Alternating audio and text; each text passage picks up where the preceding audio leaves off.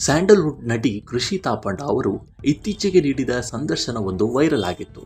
ಅವರು ಅದರಲ್ಲಿ ತಮ್ಮ ಬ್ರೇಕಪ್ ಸ್ಟೋರಿ, ಕಷ್ಟಗಳು, ಒಂಟಿತನ, ನೋವು ಎಲ್ಲದರ ಬಗ್ಗೆಯೂ ಮನಸ್ಸು ಬಿಚ್ಚಿ ಮಾತನಾಡಿದ್ರು.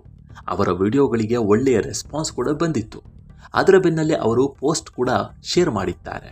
ಆ ಪೋಸ್ಟ್ನಲ್ಲಿ ಏನಿದೆ ಅಂತ ನೋಡೋಣ ಬನ್ನಿ. ತಾವು ಮಾಂತ್ರಿಕ ಮಂತ್ರಗಳನ್ನೇ ಬಿತ್ತುತ್ತಿದ್ದೇವೆಂದು ತಿಳಿಯದ ಕರುಣೆ ಇರುವಂತವರಿಂದಲೇ ಮಾಡಲ್ಪಟ್ಟ ಜಗತ್ತಿನಲ್ಲಿ ಒಂದು ಸುಂದರವಾದ ಮ್ಯಾಜಿಕ್ ಇದೆ.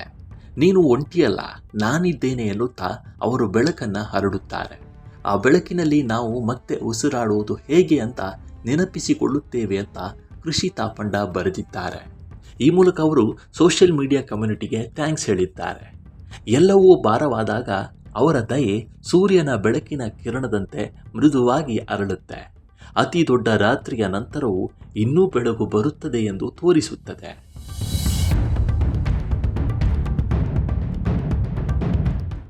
ಭರವಸೆ ನಮ್ಮನ್ನ ಕಂಡುಕೊಳ್ಳುತ್ತದೆ ಎಂದಾಗ ನೀವು ನಮ್ಮನ್ನ ಕಾಯುತ್ತೀರಿ. ಇದನ್ನು ನೋಡಿಯೂ ದ್ವೇಷಿಸುವವರಿಗೆ ನಾನು ಹೇಳೋದೇನೆಂದರೆ, ನೀವು ಮ್ಯಾಜಿಕ್ನ ಸಣ್ಣ ಕಿಡಿಯನ್ನು ನೋಡಿ. ಅದು ನಿಮ್ಮ ಹೃದಯದ ಸುತ್ತಲಿನ ಕಠೋರತೆಯನ್ನು ಕರಗಿಸಲಿ. ಖುಷಿಯಾಗಿ ಪ್ರೀತಿಯಿಂದ ಇರೋದು ಹೇಗೆ ಅನ್ನೋದನ್ನು ನೀವು ನೆನಪಿಸಿಕೊಳ್ಳಿ ಎಂದಿದ್ದಾರೆ. ಜಗತ್ತಿಗೆ ನಿಮ್ಮ ಬೆಳಕು ಕೂಡ ಬೇಕು. ನೀವು ಅದರೊಳಗೆ ಹೆಜ್ಜೆ ಹಾಕಲು ನಾವು ಕಾಯುತ್ತಿದ್ದೇವೆ.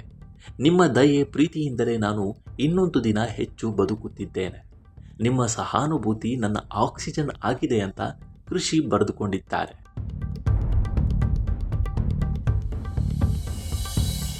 ಬೇರೊಬ್ಬರ ಕಣ್ಣೀರು, ನಿದ್ದೆ ಇಲ್ಲದ ರಾತ್ರಿಗಳು ಅಥವಾ ನೋವಿಗೆ ನಾವು ಕಾರಣ ಆಗಬಾರದು.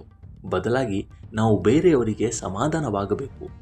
ತಿಳುವಳಿಕೆ, ನಗು ಮತ್ತು ಭರವಸೆಗೆ ಕಾರಣವಾಗಬೇಕು. ನಾವು ಸಣ್ಣ ಸೂರ್ಯನ ಬೆಳಕುಗಳಾಗಿರೋಣ ಎಂದಿದ್ದಾರೆ. ದಯೆ ಎನ್ನುವುದನ್ನು ನಾನು ನಂಬೋದಕ್ಕೆ ಕಾರಣವೇ ನೀವು.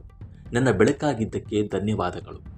ನೀವೇ ತಿಳಿಯದ ನನ್ನನ್ನು ಉಳಿಸಿದ್ದಕ್ಕಾಗಿ ಧನ್ಯವಾದಗಳು.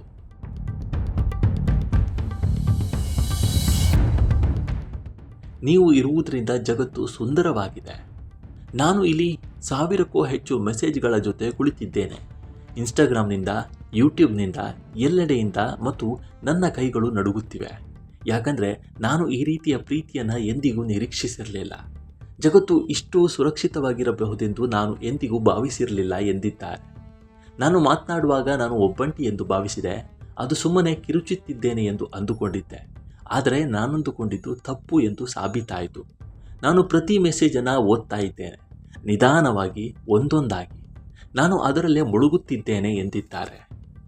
ಸೂಕ್ಷ್ಮ ಮನಸ್ಥಿತಿಯ ಹುಡುಗರು ಮೌನವಾಗಿ ಹೋರಾಡುತ್ತಿರುವ ತಮ್ಮದೇ ಆದ ನೋವಿನ ನಂತರ ಹೊಸ ಜೀವನವನ್ನು ಪ್ರಾರಂಭಿಸಲು ಪ್ರಯತ್ನಿಸುತ್ತಿರುವ ಮಹಿಳೆಯರನ್ನು ನಾನು ನೋಡಿದೆ.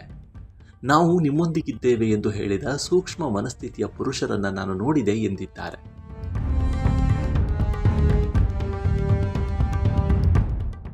ನಾನು ಸ್ಫೂರ್ತಿಯಲ್ಲ, ಕೇವಲ ಸಾಮಾನ್ಯ ಹುಡುಗಿ ಎಂದು ಕೃಷಿ ತಾಪಂಡ ಹೇಳಿದ್ದಾರೆ.